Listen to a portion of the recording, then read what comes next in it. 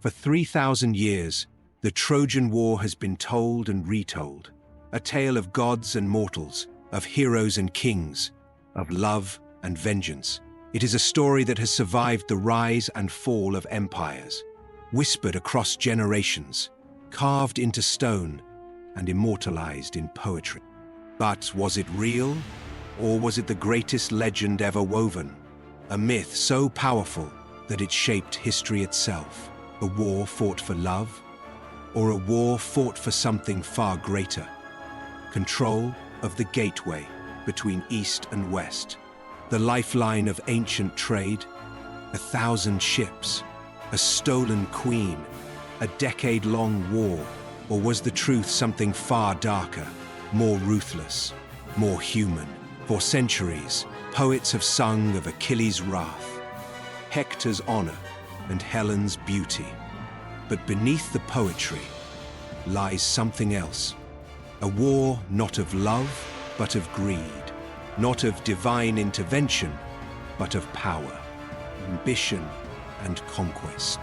Tonight, we step beyond the myth, into the ruins of history, to uncover what truly happened beneath the walls of Troy, to separate fact from fiction, to ask what is real and what is merely the work of men seeking to turn war into legend. This is the Trojan War. Homer's Iliad gives us a war of heroes. Achilles, unstoppable and wrathful. Hector, noble and doomed. Gods choosing sides. A war waged for honor, for love, for the most beautiful woman in the world. 1,000 ships, the might of Greece against the walls of Troy. A decade of bloodshed, duels beneath the sun, warriors fighting for eternal glory. The wrath of Achilles, the fall of Hector, the will of the gods, shaping the fate of men. But history tells a different story. But myths do not emerge from nothing. Somewhere beneath the poetry, beneath the words of Homer, lies a reality, waiting to be uncovered. Was there ever a Helen of Troy? Did an entire civilization burn for love? Or was Helen's name a mask, her story a convenient excuse? A legend spun by Mycenaean kings to justify war? The Iliad speaks of fate, of gods and heroes, of destinies carved into stone. But the ruins of Troy whisper a different story. A war waged not in the name of love, but in the pursuit of power. A war not driven by divine will, but by human ambition. By greed, by conquest, by the hunger to control the world's riches. A conflict not waged by the gods, but by men, who sought to dominate trade, wealth, and land. To uncover the truth, we must separate poetry from fact. We must step beyond the verses of Homer and into the ashes of history. If the war was real, where is the proof? Layer by layer, archaeologists peeled back time until they found something chilling. Skeletons with battle wounds, arrowheads buried in scorched earth, the silent echoes of war. Beneath the ruins of Hisarlik, in modern-day Turkey, archaeologists have uncovered a city with walls that once towered above invaders, with streets once walked by traders, kings, and warriors. But within its layers, ash, shattered pottery, collapsed buildings, lies a story far more complex than a war over love. Some layers show destruction, fire-charred remains, arrowheads buried in the soil, skeletons of the fallen.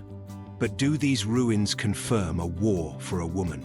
Or were the motives far more ruthless? Troy stood at the crossroads of the ancient world, controlling the Dardanelles, the vital waterway linking the Aegean and Black Seas. For the Mycenaeans, Troy was not just a city. It was a prize of trade, of power, of dominance. The war may not have been about a queen's beauty, but about the wealth that flowed through Troy's harbors. History whispers a different story, a war not of gods, but of men, not of destiny, but of ambition. And beneath the dust of fallen empires, the truth waits to be uncovered. some of the most mysterious deceptions in history. The Trojan horse. A gift too tempting to resist? A trap too cunning to anticipate? Or a legend too perfect to be anything but myth? Centuries later, the Romans wove the tale deeper into history. Virgil's Aeneid gave us the final act of Troy's fall, sealing the horse's place in legend. For centuries, poets have sung of the massive wooden horse left outside Troy's walls as an offering to the gods. The Trojans, believing the war was over, dragged it inside their city, rejoicing in victory. But in the dead of night, Greek warriors emerged from within. They opened the gates, and Troy fell to fire and blood. But could it really have happened? Could the Greeks truly have built such a massive structure, hidden soldiers inside, and tricked the Trojans into welcoming their own destruction? Some historians believe the Trojan horse was never real, at least not in the way the legend describes. Instead, they argue that it was a metaphor for deception, a symbolic retelling of a much simpler yet equally cunning strategy. Perhaps the Greeks infiltrated Troy through a secret passage, a bribed Trojan traitor, or an internal uprising. Or maybe the horse was a siege weapon, like a battering ram, used to breach the city's defenses. Others suggest the horse could have been a plague, a silent enemy that weakened Troy from within, paving the way for conquest. In ancient times, disease was often attributed to the gods. Some scholars believe the Greeks didn't need warriors hidden in a horse. They only needed time and the collapse of Troy's defenses. Some say it was real, others say it was poetry, not history. But one thing is certain: the gates of Troy opened, and when they did, the city fell. No matter how it happened, one thing is certain: Troy fell. For 10 years, Troy stood defiant. Its mighty walls repelled countless assaults. Its warriors bled beneath the scorching sun. But in one single night, Troy burned. Flames consumed its temples, obliterated its towers, turned its streets to rivers of ash. The city that once commanded trade, power, and legend collapsed into ruin, its legacy sealed in fire and blood. The once thriving city, a beacon of wealth and power at the heart of the Bronze Age, was reduced to dust. Was it truly the end? Or was it just the beginning of another legend? As flames swallowed Troy's palaces and temples, its people were slaughtered, enslaved, or vanished into history. But what became of the survivors? Did Troy's bloodline vanish? Or did it reshape history in ways we can barely imagine? Some say Aeneas fled, carrying Troy's legacy to a land destined for empire, Rome. Or did they, as some believe, carry the blood of Troy to forge new empires? The tale speaks of Aeneas, a Trojan prince who, according to legend, fled the burning city, leading his people across the seas to found a new kingdom, one that would one day rise as Rome. Others say Troy was never meant to last, that its fate was sealed long before the Greeks arrived, that it was destined not to endure, but to be remembered.